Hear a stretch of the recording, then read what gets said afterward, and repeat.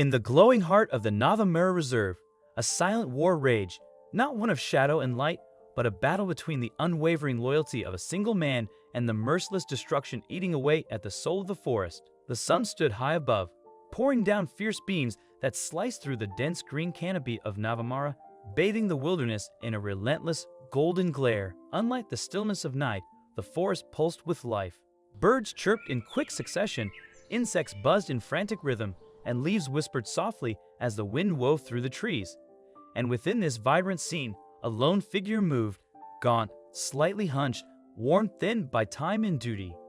He trudged between the twisted trunks of ancient trees, his steps slow and heavy, his tired, vacant eyes nearly lost in the thick haze of the midday heat. John, who had dedicated half his life to being the chief ranger of the Navamura National Reserve, felt every muscle in his body ache. For 3 days and 3 nights straight, he had been racing against time and his own limitations. He no longer remembered how many miles he had covered, but his leading legs refused to lift any further.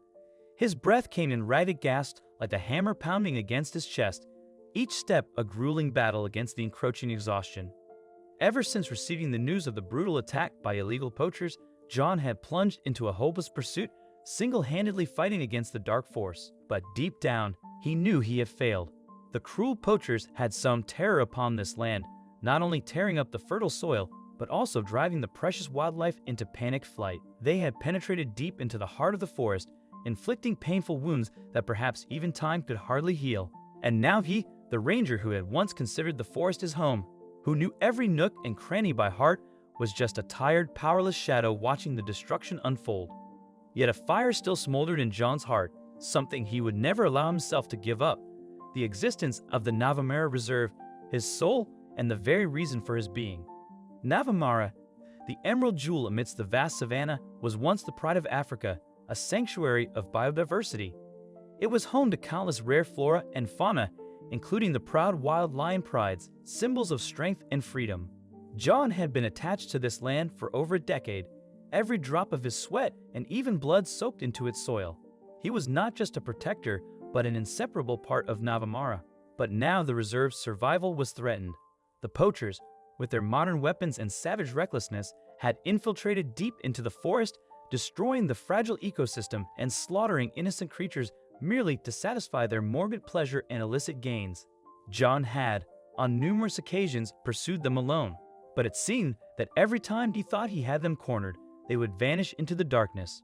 This time, his solitude felt even more bitter as he realized the indifference, even betrayal, from his own organization. They refused to send reinforcements, citing his lone status and inability to confront heavily armed criminals. In his despair, John knew he had no choice but to keep walking, even if only a faint glimmer of hope remained to save his beloved home.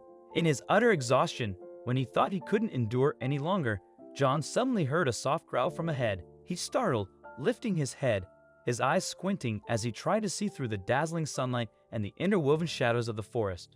A massive figure slowly emerged from between the trees, its radiant amber eyes standing out against the daylight. It was a lion, but not just any lion he had ever encountered. This was the lion he had saved when it was a weak cub many years ago. The memory of that day remained vivid in John's mind. He clearly recalled the small lion cub, its body covered in deep wounds from a life-or-death battle with a pack of fierce hyenas. He had found it lying listlessly by the stream, abandoned and near death. With all of his dedication and love for animals, John had brought it back to the ranger station, caring for it little by little until it gradually recovered and regained its vitality.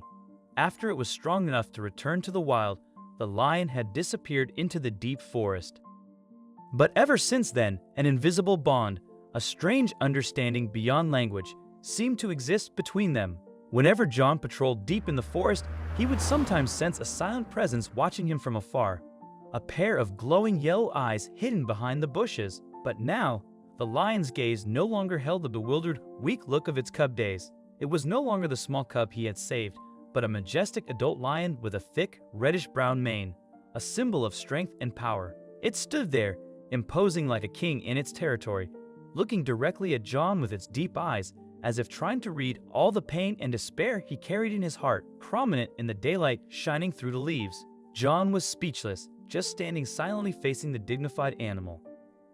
He sensed in its eyes a wordless understanding, a magical connection between man and nature, between life and death, between the protector and the protected, all unfolding under the bright sunlight. In his deepest despair, John sank to his knees on the hot, dry earth, his calloused hands resting on the rustling dry leaves, his heart heavy with a crushing weight. He didn't know what to do next.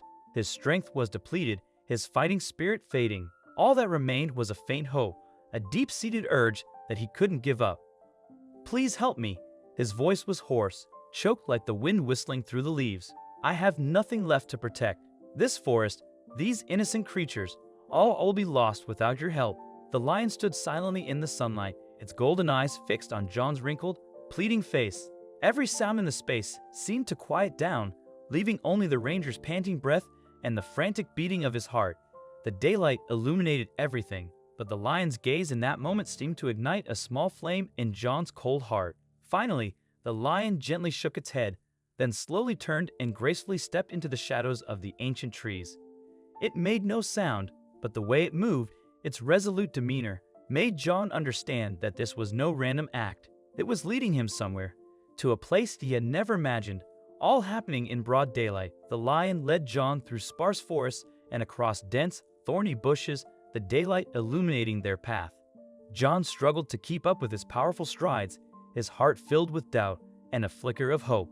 And then, when they reached a vast clearing bathed in bright sunlight, John couldn't believe what he was seeing. The entire pride of adult lions stood there in a solid line like a mighty army, all their eyes fixed on him and the guiding lion, prominent in the daylight.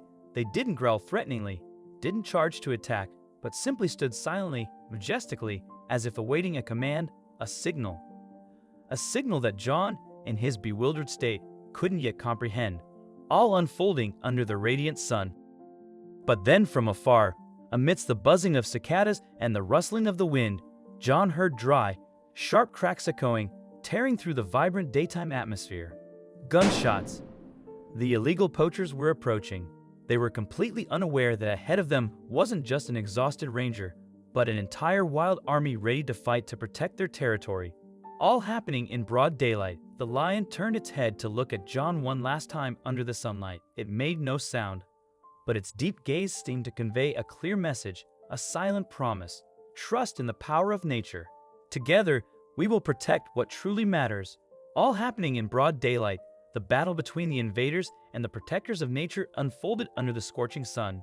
The sharp cracks of gunfire mingled with the angry roars of the lion pride, creating a powerful wild symphony in broad daylight. The poachers, accustomed to stealthily slaughtering lone animals, were completely panicked and surprised to face such a formidable and united force under the bright sun. The wild strength, agility, and fighting instincts of the lion pride made them pay a heavy price for their intrusion under the sunlight. John, despite his aching and exhausted body, still did his best under the daylight, using his knowledge of the terrain and animal behavior to assist the lion pride.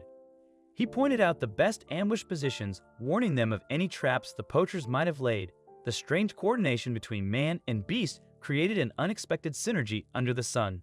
As noon gradually passed, the poachers fled in disarray under the daylight, leaving behind their hastily abandoned weapons and utter terror. The forest once again fell into its inherent tranquility under the sunlight. John slumped to the hot, dry ground, his body limp as if he had just survived a life-or-death battle. But his heart was filled with a profound sense of peace and gratitude under the bright sun. The lion and its pride did not linger long under the sunlight. After ensuring that the danger had passed, they silently disappeared deep into the forest like phantoms of the day, as if everything that had just happened was merely a strange dream under the daylight. John understood that within the vastness of nature, some things would always remain beyond the reach of human logic. But on that fateful day, beneath the unforgiving sun, he discovered a deeper truth, one that no weapon or greed could ever match. It was the silent, sacred bond between mankind and the wild, a connection built on courage, on mutual respect, on something timeless that existed beneath the open sky. The Navamera Reserve endured, bathed in sunlight, lush, alive, and resilient. And John, the chief ranger who had stared into the face of death and despair, now knew he was never truly alone. As long as his heart beat with love and loyalty for this land, nature would stand beside him, The call of the wild had echoed, and a man had answered. In that response, under the brilliance of the sun, hope was not just possible, it was alive. What do you think of this story? Let us know in the comments section.